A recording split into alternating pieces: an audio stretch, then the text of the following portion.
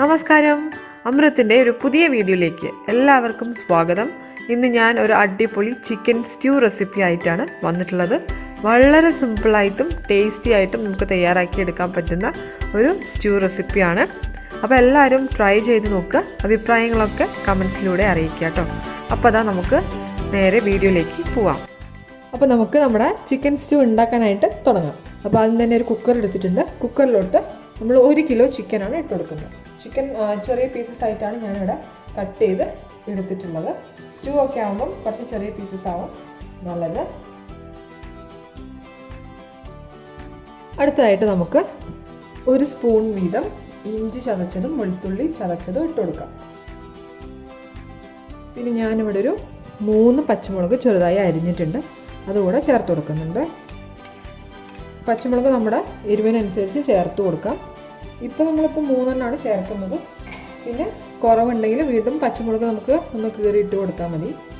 അടുത്തായിട്ട് നമ്മൾ കുരുമുളക് പൊടിയാണ് ചേർത്ത് കൊടുക്കുന്നത്. ഞാനിവിടെ ചെറിയ സ്പൂണിൽ 2 സ്പൂണ് കുരുമുളക് പൊടി ഇട്ട് കൊടുക്കുന്നത്. ടോട്ടൽ 1 സ്പൂണാണ് കേട്ടോ. കുരുമുളക് പൊടി കൂടുതലായാൽ നമ്മുടെ സ്റ്റ്യൂവിൻ്റെ കളർ മാറിപ്പോവും. അപ്പോൾ നിങ്ങളത് പ്രത്യേകം ശ്രദ്ധിക്കണം. അടുത്തായിട്ട് ആവശ്യത്തിനുള്ള ഉപ്പ് ചേർത്ത് കൊടുക്കാം. പിന്നെ നമ്മൾ ലാസ്റ്റായിട്ട് കുറച്ച് വിനെഗർ ചേർത്ത് കൊടുക്കാം. ഞാനിവിടെ 1 സ്പൂണ് വിനെഗറാണ് ചേർത്ത് കൊടുക്കുന്നത്.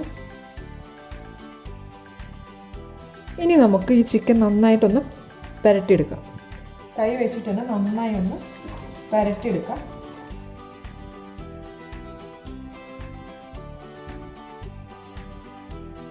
ഇനി നമുക്കിതൊരു അരമണിക്കൂറോളം ഒന്ന് മാരിനേറ്റ് ചെയ്ത് വെക്കാം. അപ്പോഴേക്കും നമ്മുടെ ഇപ്പോൾ ചേർത്ത് കൊടുത്തിട്ടുള്ള കുരുമുളക് പൊടി, ഉപ്പ്, അതുപോലെ തന്നെ ഇഞ്ചി വെളുത്തുള്ളിയുടെ ഒക്കെ ആ ഒരു ടേസ്റ്റ് നമ്മുടെ ചിക്കനിലേക്ക് നന്നായി ഇറങ്ങി വരും. ഇപ്പോൾ ഇതാ ഒരു അരമണിക്കൂറൊക്കെ കഴിഞ്ഞിട്ടുണ്ട്. നമുക്കിനി ഇത് ചിക്കനൊന്ന് വേവിച്ചെടുക്കാം. അതിന് മുമ്പേ ഞാനിവിടെ 2 ഉരുളക്കിഴങ്ങ് മുറിച്ച് വെള്ളത്തിലിട്ട് വെച്ചിട്ടുണ്ടായിരുന്നു. അപ്പം നമുക്ക് ഉരുളക്കിഴങ്ങ് കൂടി ചിക്കനിലൊന്ന് ചേർത്ത് കൊടുക്കാം. പിന്നെ നമ്മൾ ചിക്കൻ വേവാനായിട്ട് കുറച്ച് വെള്ളം ഒഴിച്ചെടുക്കാം. ഇതൊരു 1/2 ഗ്ലാസ് വെള്ളമാണ് കേട്ടോ. ഈ ഒരു ഗ്ലാസ്സിന് 1/2 ഗ്ലാസ് വെള്ളം ഒഴിച്ചിട്ടുണ്ട്. എന്നിട്ട് നമുക്ക് 2 വിസിലോളം നമ്മുടെ ചിക്കൻ ഒന്ന് വേവിച്ചെടുക്കാം. അധികം വെന്ത് പോവണ്ട, കാരണം നമ്മളിനി 2ാം പാലിൽ ഒന്നുകൂടെ വേവിച്ചെടുക്കുന്നുണ്ട്. അപ്പോൾ ചിക്കൻ്റെ വേവ് പാകമായിട്ട് വന്നോളും. അപ്പോൾ 2 വിസിലിന് വേണ്ടിയിട്ട് ഞാനിവിടെ കുക്കർ അടച്ചു വയ്ക്കാൻ പോവാണ്.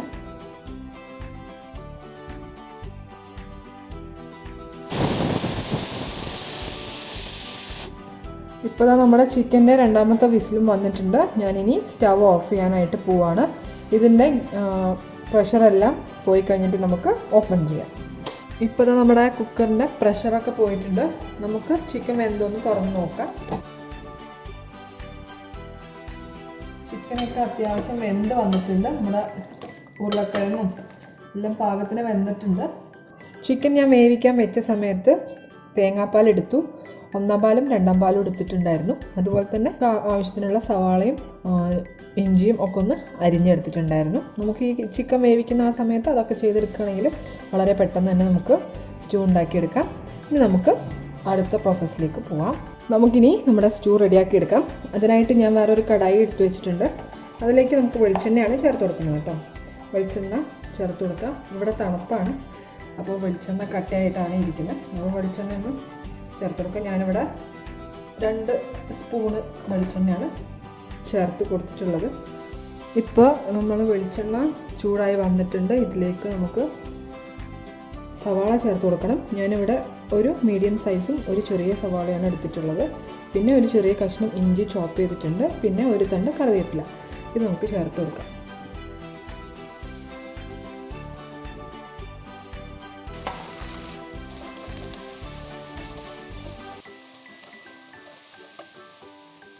ഉള്ളിലേക്ക് ഒരല്പം ഉപ്പ് ചേർത്ത് കൊടുക്കാം. നമ്മൾ ചിക്കൻ വേവിച്ചപ്പോൾ ഉപ്പ് ചേർത്തിട്ടുണ്ട്, എന്നാലും കുറച്ച് ഉപ്പ് ചേർത്ത് കൊടുക്കാം.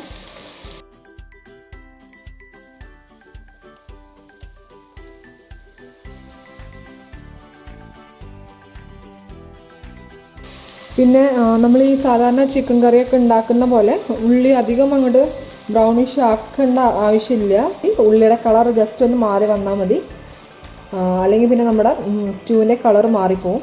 അത് പ്രത്യേകം ശ്രദ്ധിക്കണം. അപ്പം ഉള്ളി ഒന്ന് വാടിയതിന് ശേഷം നമുക്ക് ചിക്കൻ ചേർത്ത് കൊടുക്കാം. ഇപ്പോൾ ഇതാ നമ്മുടെ ഉള്ളി അത്യാവശ്യം തന്നെ വഴണ്ട് വന്നിട്ടുണ്ട്. ഉള്ളിയുടെ കളറൊക്കെ ഒന്ന് മാറി വരാനായിട്ട് തുടങ്ങിയിട്ടുണ്ട്. ഇനി നമുക്ക് ഈ സമയം ചിക്കൻ വേവിച്ചത് ചേർത്ത് കൊടുക്കാം.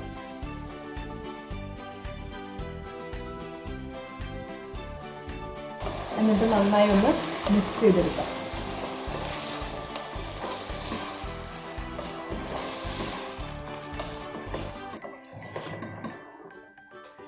ഇപ്പം ഇതിലധികം വെള്ളമൊന്നുമില്ല വറ്റാനായിട്ടും. ഇനി നമുക്ക് രണ്ടാം പാൽ ഒഴിച്ചു കൊടുക്കാം. ഞാനിവിടെ 1.5 ഗ്ലാസ് തേങ്ങാപ്പാലാണ് എടുത്തിട്ടുള്ളത്. അപ്പോൾ തേങ്ങാപ്പാൽ ഒഴിച്ചു കൊടുക്കാം, രണ്ടാം പാൽ കേട്ടോ. ഇനി ഈ രണ്ടാം പാലിൽ കിടന്നിട്ട് നമ്മുടെ ചിക്കൻ ഒന്ന് വറ്റി വരണം. അധികം ഇട്ട് ഇളക്കണ്ട, കാരണം ചിക്കൻ അധികമായിട്ടങ്ങ് ഉടഞ്ഞു പോവും. അപ്പോൾ തേങ്ങാപ്പാലിൽ കിടന്നൊന്ന് വറ്റി വരണം. ഈ സമയം നമുക്ക് ഗരം മസാല ഇട്ട് കൊടുക്കണം. അപ്പം ഞാനിവിടെ ഫ്രഷായിട്ട് പൊടിച്ച ഗരം മസാലയാണ്. കുറച്ച് പെരുംജീരകം, ഏലക്ക, അതുപോലെ തന്നെ സ്റ്റാർ അനൈസ്, ഗ്രാമ്പു, പട്ട, ഇതെല്ലാം കൂടി ഒന്ന് പൊടിച്ചെടുത്ത ഗരം മസാലയാണ് ചേർക്കാൻ പോകുന്നത്. നമുക്കിതിലേക്കൊരു 1/2 സ്പൂണ് ഇട്ട് കൊടുക്കാം. ഗരം മസാല ഇടുമ്പോൾ നന്നായി തന്നെ നമ്മൾ ശ്രദ്ധിക്കണം. കാരണം ഗരം മസാല കൂടിപ്പോയാൽ ഒരു കുത്തലായിരിക്കും.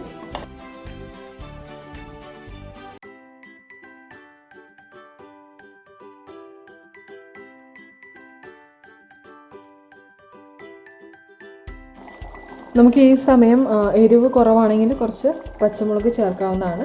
ഞാനിവിടെ 2 പച്ചമുളക് ചേർത്ത് കൊടുക്കുന്നുണ്ട്. അതുപോലെ തന്നെ ഉപ്പൊക്കെ കുറവുണ്ടെങ്കിൽ നമുക്ക് ഈ സമയം ചേർത്ത് കൊടുക്കാം.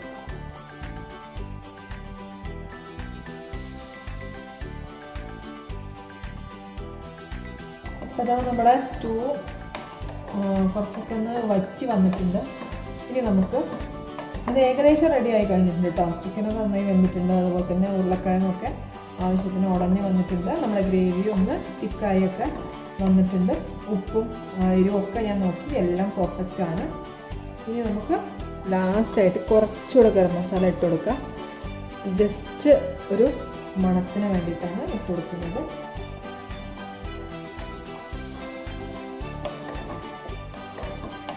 എന്നിട്ട് നമുക്ക് നമ്മൾ തയ്യാറാക്കി വെച്ചിട്ടുള്ള 1-ാം പാൽ ചേർത്ത് കൊടുക്കാം. ഞാനിവിടെ 1 ഗ്ലാസ് 1-ാം പാലാണ് എടുത്തു വെച്ചിട്ടുള്ളത്. 1-ാം പാൽ ചേർത്ത് കഴിഞ്ഞിട്ട് നമ്മൾ അധികം നേരം തിളപ്പിക്കാൻ പാടില്ല. ജസ്റ്റ് ഒന്ന് ചൂടാകുമ്പോൾ ഫ്ലെയിം ഓഫ് ചെയ്യാം.